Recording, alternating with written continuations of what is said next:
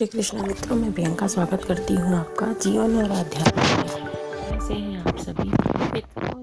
नवरात्रि के तीसरे दिन माता चंद्रघंटा की पूजा की जाती है। ऐसा माना जाता है देवी के इस रूप की पूजा करने से मन को अलौकिक शांति प्राप्त होती है और इससे न केवल इस लोक में अपितु परलोक में भी परम कल्याण की प्राप्ति होती है। इन देवी के मस्तक पर घंटे के आकार का अर्धचंद्र विराजमान है, इसी कारण इन्हें माता चंद्रघंटा कहा जाता है। इनके शरीर का रंग सोने के समान बहुत ही चमकीला है। जानते हैं कि हमें इनकी पूजा क्यों करनी चाहिए। देवी पार्वती को देवी चंद्रघंटा के रूप में क्षमा और शांति की देवी के रूप में पूजा जाता है। उन्हें चंद्रघंटा, चंडिका, रणचंडी के नाम से भी जानते हैं।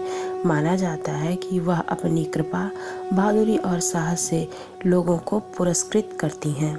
पूजा विधि क्या है और कथा जानते हैं। पूजा शुरू करने से पहले माता को केसर और केवड़ा जल से स्नान कराना चाहिए। इसके बाद सुनहरे रंग के वस्त्र पहनाकर कमल और पीले गुलाब के फूल अर्पित करने चाहिए। साथ ही माला भी चढ़ानी चाहिए।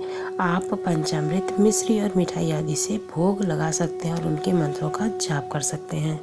की मान्यता के अनुसार एक बार देवताओं और राक्षसों के बीच में लंबे समय तक युद्ध चल रहा था।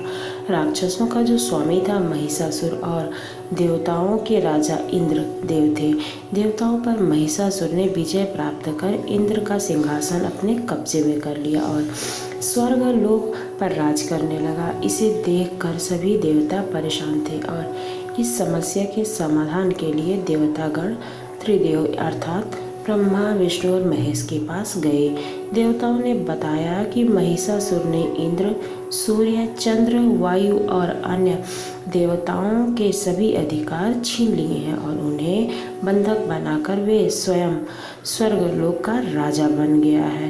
देवताओं के अनुसार महिषासुर के अत्याचार के कारण अब देवता पृथ्वी पर घूम रहे हैं और स्वर्ग में उनके लिए कोई स्थान नहीं रहा है। वहाँ पर राक्षसों का राज्य हो गया है। वहाँ का राजा महिषासुर है। यह सब सुनकर ब्रह्मा, विष्णु, महेश को अत्यंत क्रोध आया और क्रोध के कारण तीनों के मुख से अत्यधिक ऊर्जा उत्पन्न हुई। देवताओं के शरीर से निकली ऊर्जा भी उस ऊर्जा में जाकर मिल गई। ये ऊर्जा दसों दिशाओं में व्याप्त होने लगी। तभी वहाँ एक देवी प्रकट हुई। भगवान शिव ने देवी को त्रिशूल और भगवान विष्णु ने चक्र प्रदान किया। इस प्रकार अन्य देवी देवताओं ने भी देवी को बहुत सारे अस्त्र शस्त्र प्रदान किए जो उनके हाथों में विराजित हैं। इंद्रदेव ने भी अपना वज्र दिया और ऐरावत से उतरकर एक घंटा दिया। सूर्य ने अपना तेज प्रदान किया और सवारी के लिए शेर दिया। देवी चंद्रघंटा अब महिषासुर से युद्ध के लिए पूरी तरह से तैयार थी। उनका अत्यधिक विशालकाय रूप देखकर महिषासुर यह समझ गया कि उनका काल अब निकट है।